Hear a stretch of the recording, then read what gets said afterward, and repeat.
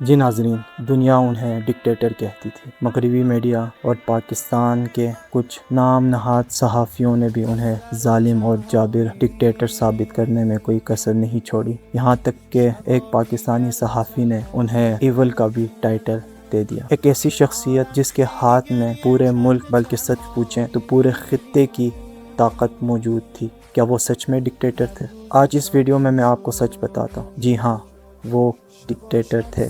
تقریباً 40 سال ایک پورے ملک کے سپریم لیڈر ہیں۔ ان کے ایک اشارے پر کروڑوں لوگ اپنی جان قربان کرنے کے لیے تیار تھے۔ جی ہاں، وہ سچ میں ڈکٹیٹر تھے کہ اپنے دور اقتدار میں کبھی انہوں نے اس بات کی اجازت نہیں دی کہ کرنسی نوٹ کے اوپر ان کا نام آئے یا پھر ان کی تصویر چھاپی جائے۔ جی ہاں، وہ سچ میں ڈکٹیٹر تھے کہ انہوں نے کبھی اجازت نہیں دی کہ تعلیمی نصاب میں ان کا ذکر بڑھا چڑھا کر کیا جائے یا پھر سر ورق ان کی تصویر چھاپی جائے۔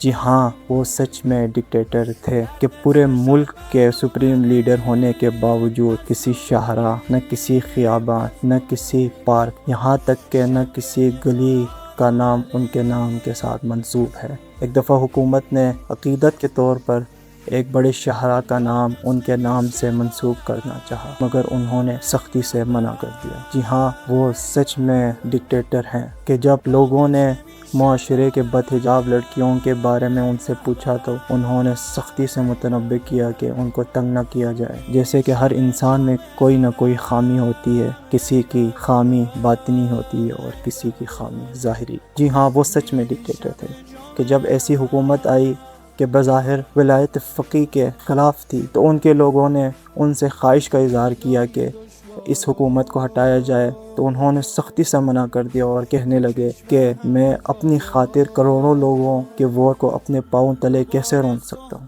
جی ہاں، وہ سچ میں ڈکٹیٹر تھے کہ جب لوگ محافل میں چاہت اور عقیدت کے اظہار کے لیے جانم فدائے رہبر کا نعرہ لگاتے تو وہ خوش ہونے کے بجائے ہمیشہ یہی کہتے کہ آپ کی جانیں قیمتی ہیں، آپ اپنی جانوں کو اللہ تعالیٰ کی راہ میں قربان کریں، نہ ان کے ایک انسان کی راہ میں۔ جی ہاں، وہ سچ میں ڈکٹیٹر تھے کہ جب جنگ کے بادل منڈلانے لگے، حکومت نے ان کو کسی محفوظ کنٹینر میں منتقل کرنا چاہا، مگر انہوں نے یہ کہہ کر منع کر دیا کہ جب تک میرے 9 کروڑ عوام کسی محفوظ جگہ منتقل نہیں ہوں گے تو میں کہیں بھی نہیں چھپوں گا۔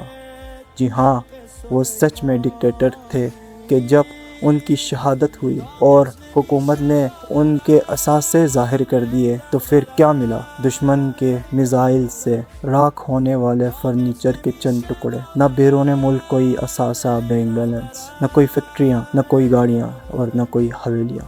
جی ہاں، وہ سچ میں ڈکٹیٹر تھے کہ جب ان کا جنازہ اٹھا تو تاریخ کے اوراق لرز اٹھے۔ ان کے تشییع جنازے پر کروڑوں لوگوں کے سمندر ایسے منڈلانے لگے کہ دنیا کے تمام ریکارڈ توڑ دیے۔ کیا ایک ظالم اور جابر ڈکٹیٹر کے لیے کروڑوں آنکھیں خون کے آنسو ہوتی ہیں؟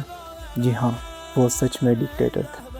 اگر طاقت کے عروج کو پہنچ کر شخصیت پرستی کو جوتے کی نوک پر رکھنا ڈکٹیٹرشپ ہے، اگر جمہوری اصولوں کی پاسداری کر کے اور معاشرے کے لوگوں کو اپنا فرد سمجھنا ڈکٹیٹرشپ ہے، اگر کروڑوں لوگوں کے دلوں پر راج کرتے ہوئے بھی ایک عام اور سادہ زندگی گزارنا ڈکٹیٹرشپ ہے، تو تاریخ گواہ ہے دنیا نے نہ کبھی ایسا ڈکٹیٹر پہلے کبھی دیکھا اور نہ کبھی دیکھے گی۔ والسلام علیکم ورحمۃ اللہ وبرکاتہ۔